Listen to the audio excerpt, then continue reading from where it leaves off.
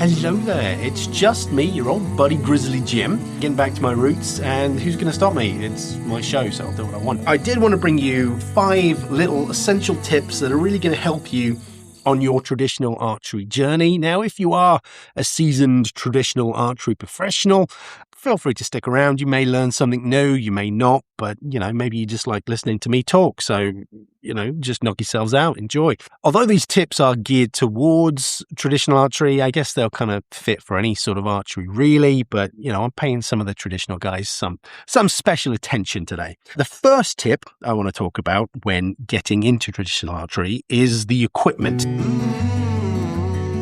Obviously, you can't do traditional archery or any form of archery without the equipment, so you need to look at the right sort of equipment. Now, the first thing you need to look at is probably the bow, and the first thing we're going to talk about is the length of bow. Now, it goes without saying, if you're a very big or tall person, you're probably going to have a longer draw length than someone who is a bit shorter. That goes without saying. So obviously, the bigger you are, the longer your draw length, the longer your bow needs to be. But shooting a traditional bow, which are typically a lot shorter than target bows, shooting a short trad bow isn't necessarily the same as shooting a target recurve that is too short for you. Trad bows are designed to be short by nature. You can draw them up to 33 inches, some of these. That is a consideration, something you might want to look at. The different types of bow you can get a longbow, flat bow, typically about 68 inches. You can go for a recurve or a hybrid bow that run anything from 55 inches up to about 66 inches, depending on the sort of bow you go for. So that's just something to bear in mind, something to have a look at. If you do have a larger wingspan, a longer bow is going to be slightly more beneficial for you. And there are bows to suit all budgets, everything from sort of like an Oak Ridge Ash, something like this, that's going to run you about £125 thereabouts, up to something, custom made that's going to cost £1,000 plus. You can spend as little or as much on a bow as you want. I wouldn't recommend spending a great deal of money on your first bow, especially if it's a one-piece bow, because you probably are going to get stronger and you are going to outgrow that bow fairly soon. So it's always a good shout to go fairly modest with your first bow, get used to it before you start dropping the big bucks on something fancy and custom. But us traditional guys, we do like a fancy custom bow. The next part of tip number 1, which is the equipment, is poundage. Now, it can be a bit of a divisive subject, and there's a lot of people with a lot of opinions on poundage, but the crux of it is, if you are at full draw and you're shaking, you're not stable because you're fighting the bow, the poundage is too much for you, the shot's not going to be any good. If there's movement here, either in your bow hand or on your loose hand, if there's movement there's going to be movement downrange and it's not going to go where you want it to. So you want to be able to control your bow. And a bow that you're in control of is going to shoot a lot better than a bow that you're not in control of. Now, there is a benefit to having a higher poundage. You're going to get sort of less variation in sight mark or whatever method you're using to aim. But if you are fighting the bow, you're not going to get a good shot.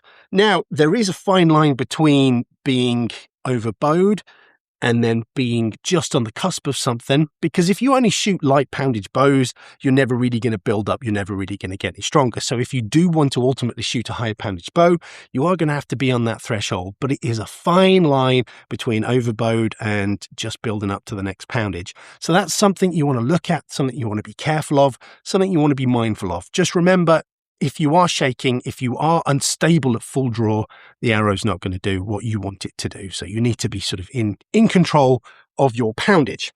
Now, when it comes to arrows, it's not a case of one arrow fits all. There are different types of arrows. There are carbon arrows. There are wooden arrows.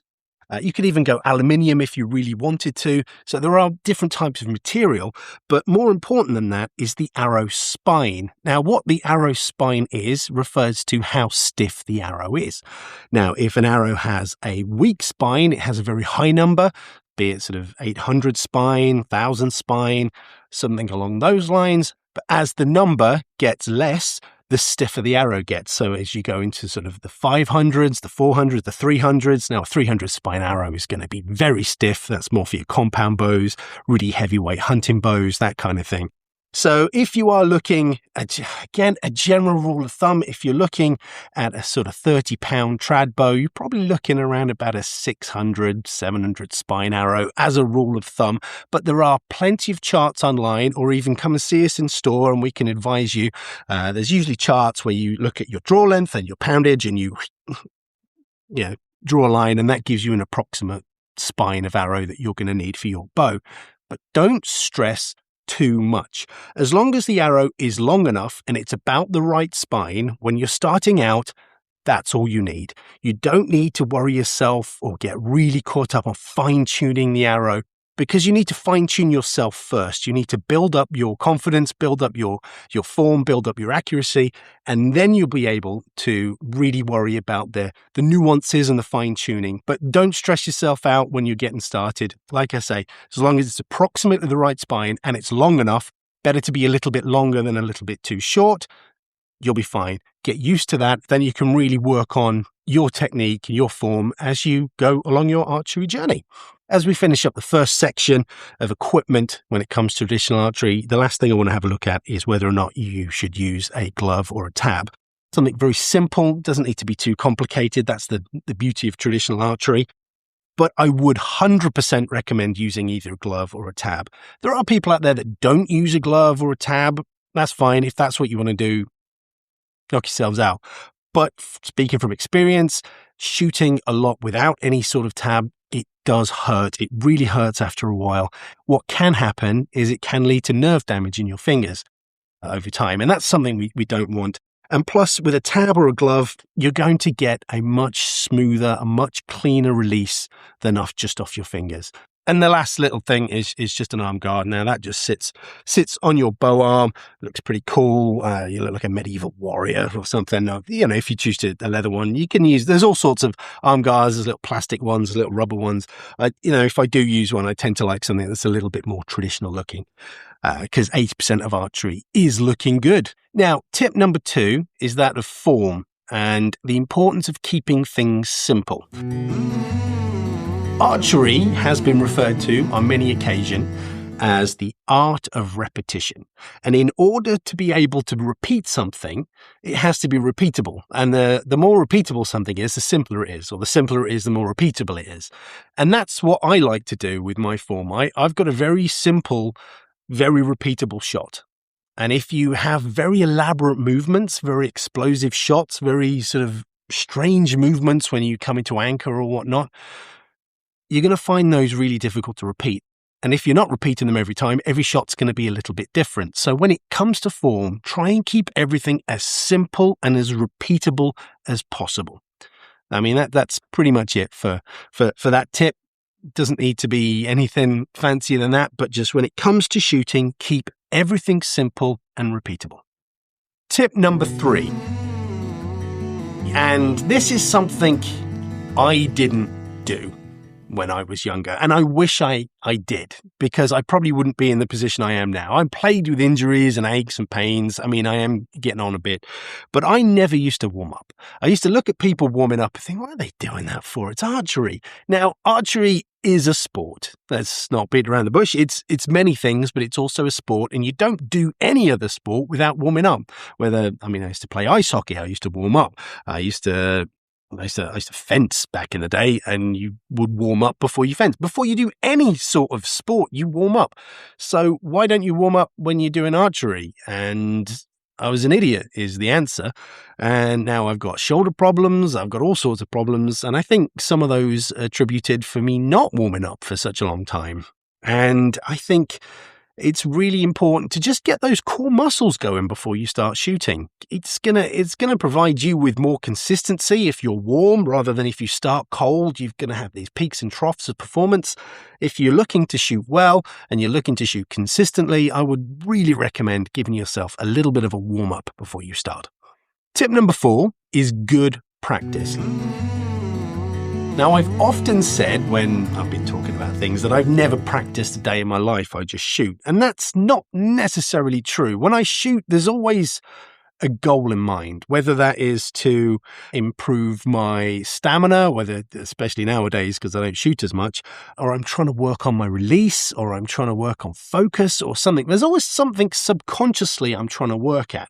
Now, if you're just mindlessly shooting arrow after arrow after arrow without really thinking about it, that's when you start hammering in bad habits. And that's what you don't want. If you ingrain yourself with bad habits early on, those bad habits are going to stay with you for a very long time. And the more you ingrain them at the beginning, the harder they're going to be to get rid of later on down the road. So when you are shooting, work on something. Have a goal in mind, whether or not that is quantity of arrows, whether or not it's focus, like I say, working on your release, working on just basic fundamentals. But always have a goal in mind. Don't waste a practice session.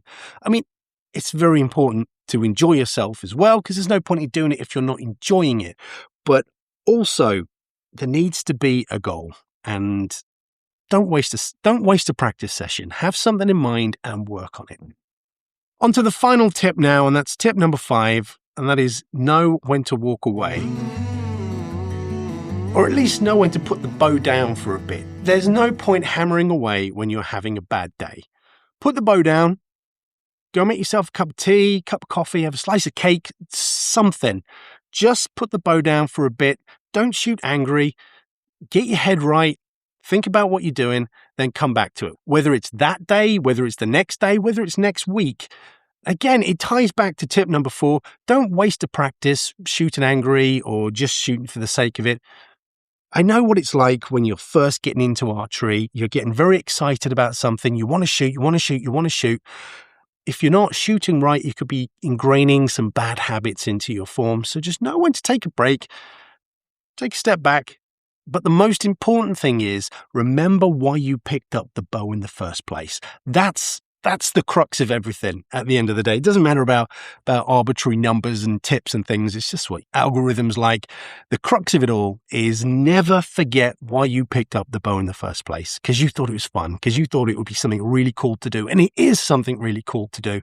And that's the most important thing of all. Never forget why you picked up the bow in the first place, and always try and shoot something or in a way that puts the biggest smile on your face, because it's not your job. You don't have to do it. It's fun, and it should be fun, and you should keep it fun. So yeah, hopefully we'll have plenty of trad content getting back to what I do best, as well as other archery stuff. But I do want to pay some special attention to the trad guys, because I feel like I've neglected you a little bit of late. But I got you. Don't worry. But anyway, I hope you've found that useful. But you take care, shoot straight, and I'll see you on the internet. Bye-bye.